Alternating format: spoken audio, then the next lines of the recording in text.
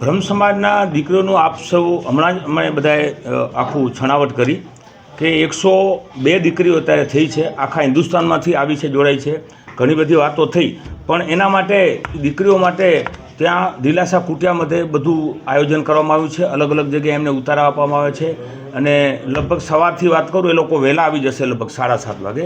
8 વાગે એ લોકોએ નાહી ધોઈ તૈયાર થઈ જનોઈને બટુકો લેવાના છે અને દીકરીઓ અને દીકરાઓ એ બધા 8 વાગે ત્યાં અમારા જે જગ્યા છે ત્યાં નક્કી કરેલું છે ચોરી લગ્ન કરવાનું અને મંડપારોપણ ગ્રહ શાંતિનું. એમાં સવારના ભાગે મંડપારોપણ ગ્રહ શાંતિ 8 વાગ્યાથી ચાલુ થશે, 19 તારીખના સવારથી. બરાબર, લોકો ત્યાં બધા પહોંચી આવશે. કદાચ એના સંબંધીઓ પાછળથી આવે, પણ એના પરિવારના બંને પરિવારના દીકરા દીકરીઓ અને જનોઈ લેવાના છે બટુકો એમના પરિવારના, એટલે ત્યાં 8 વાગ્યાથી ચાલુ થશે. એટલે લગભગ એ વિધિ મારા ખ્યાલથી 12 વાગ્યા સુધી પૂરી થઈ જશે. 11 વાગે વિધિ પૂરી થઈ જાય પછી લગ્નની બધી તૈયારી કરવામાં આવશે. દીકરી કપડાં ચેન્જ કરી પાનેતર પહેરી અને વરરાજા પણ એના કપડાં ચેન્જ કરી અને લગભગ અહીંયા મારા ખ્યાલથી 11:30 થી 12 વાગ્યા સુધી આવી જશે. 12 વાગે લગ્ન વિધિ ચાલુ થશે. 12:39 લગભગ હસ્તમેળાપ થશે શુભ મુહૂર્તમાં, કારણ કે આ બધા ભૂદેવો છે એટલે ભૂદેવો તો આપણું કાંઈ એવું સારા મુહૂર્તમાં જ કરે, તો આ તો ભૂદેવોની દીકરીઓ છે એના માટે એ બધો એ કાર્યક્રમ સંપન્ન થશે 2 વાગે.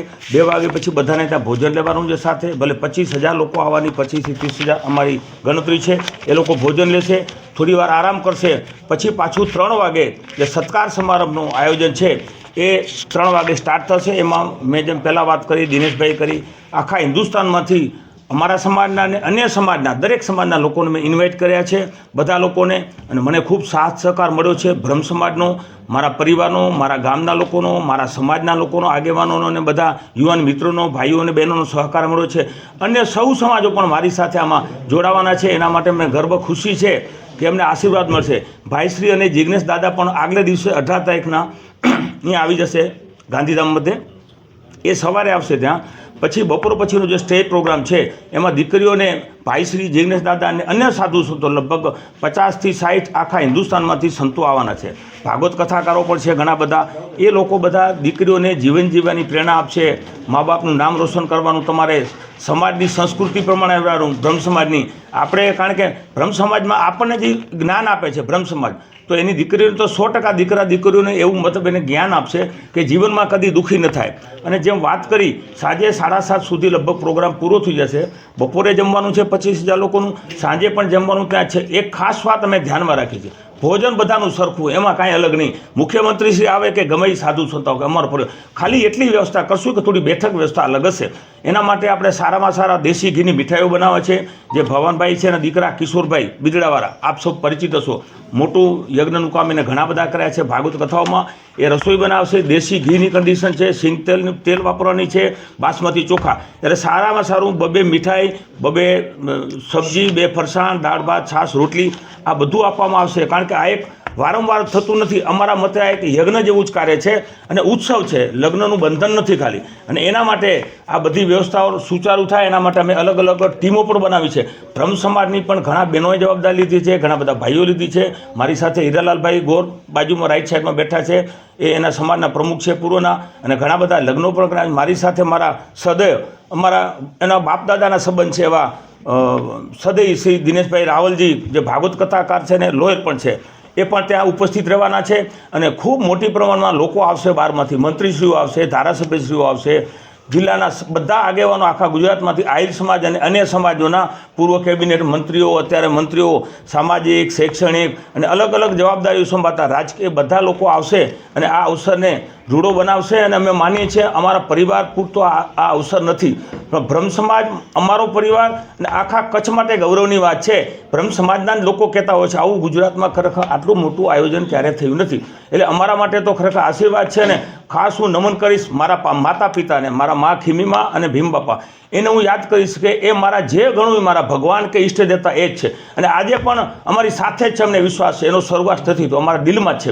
એટલે એની પ્રેરણાથી જ આ સેવાનું કાર્ય થઈ રહ્યું છે આપને જણાવતા મને આનંદ થાય કે જ્યારે આવા સંતો આવતા હોય, આટલા હજારો લોકોની હાજરીમાં દીકરીના લગ્ન થાય, એના પરિવારને પણ ખૂબ મુમળકો હોય, મારા સમાજને અને બ્રહ્મ સમાજને પણ ખૂબ મુમળકો છે કે આ સારામાં સારો પ્રસંગ આપણે સિદ્ધિ કરી બતાવીએ કે કચ્છના બ્રહ્મ સમાજ અને એક આહિર સમાજના દીકરાએ ખરેખર આ એક મતલબ એક પ્રોગ્રામ સારામાં સારો કર્યો અને એના માટે મારા ગામના લોકો પણ બહુ ખુશ છે. આપને પહેલાં વાત કરી, આખું ગામ ખુશીમાં છે કે અમારા ગામના એક વ્યક્તિને પરિવારે, હુંબલ પરિવારે જ્યારે યજ્ઞ જેવું કામ કરી રહ્યા છે ત્યારે એ પણ અમારી સાથે જોડાવાના છે. આપ સૌને પણ વિનંતી કરું છું, આપ પણ આવજો સવારથી, અને બપોરે જમજો, સાંજે જમજો, સવારે નાસ્તો છે.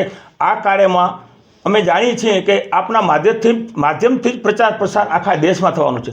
લાખો લોકો જોશે આની અંદર, આપણા હિન્દુસ્તાનના લોકો બહાર રહેતા હોય પણ જોશે.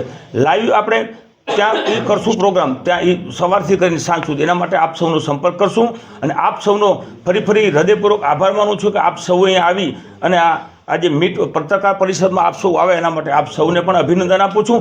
આવનારા સમયમાં આપણે ઈચ્છીએ કે કચ્છમાં આવા વધુમાં વધુ દીકરીઓના લગ્ન થાય, દરેક સમાજો અને સમાજના લોકો પણ ચિંતા કરે. અમારો પરિવાર તો હંમેશા બીજા સમાજ માટે પણ ચિંતિત છે.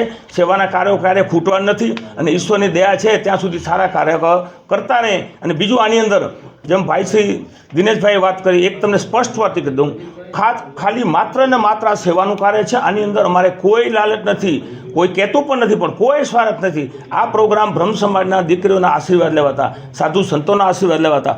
બાકી હજી પાઇપલાઇનમાં છે ઘણા બધા અમારા પરિવારના કાર્યક્રમો, બીજા દીકરીઓની, અનાથ દીકરીઓની પણ લગ્ન કરવાની ઈચ્છા છે. ત્યાર પછી પણ જે જરૂર હશે ત્યાં અમે યથાશક્તિ તો સમૂહ લગ્ન જે સમાજ કરાવતો એને આપી છે. એજ્યુકેશન, મેડિકલ, જીવદયા, સમાજ ભવનો હોય કે મંદિરો હોય કે જે અલગ અલગ ક્ષેત્રમાં અમે આપી છે. એના માટે હું મારા માતા પિતા અને મારા ઈષ્ટ દેવતા કૃષ્ણ ભગવાનને, મારા માતા કુળદેવી મારા રવેચીમાં ખૂબ હું એને વંદન કરું છું કે એમને હમણાં આવા સારા વિચારો, ઉમદા વિચારો આપ્યા. એના થકી જ આ કામ શક્ય બનશે. જેમ પહેલાં પણ વાત કરી, હું એકલો કાંઈ ન કરી શકું. આ બધાનો સહકાર આપનો, આખા કચ્છના લોકોનો, તમામ સમાજના લોકોનો, ભૂદેવો તો ખાસ, પણ મારા મિત્રોએ બધાએ ત્યાં આવશે અને બધાના સહકારથી જ આવો પ્રોગ્રામ શક્ય બનશે. સારામાં સારો થાય એવી આપણે પ્રભુ પાસે પ્રાર્થના કરીએ. ખાસ કરીને 2 લાખ રૂપિયા જેટલી માતબર રકમ આપ કન્યાઓને આપવાના છે, તો કઈ રીતે વિચાર આવ્યો ને કઈ રીતે આપવામાં આવશે?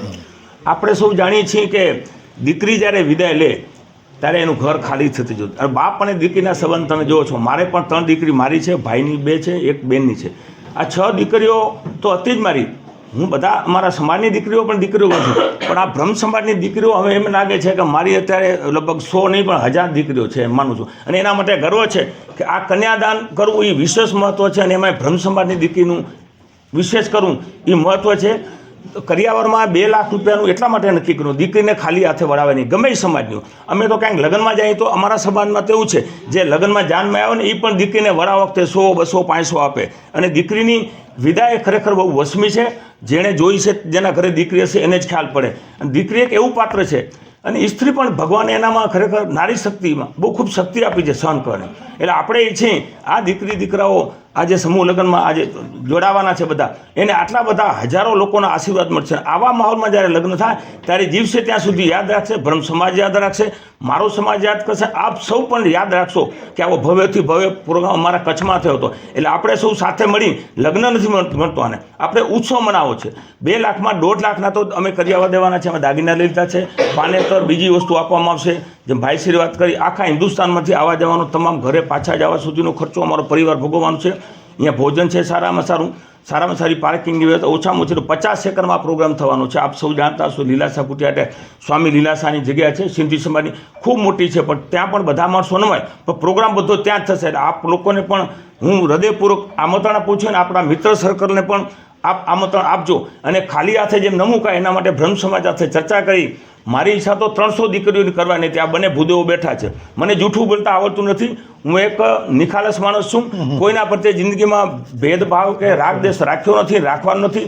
મારા માટે બધા સકરા મારા મિત્રો જ છે. મારો દુશ્મન કોઈ સમજતો જ નથી, ભગવાનની મતલબ આશીર્વાદથી.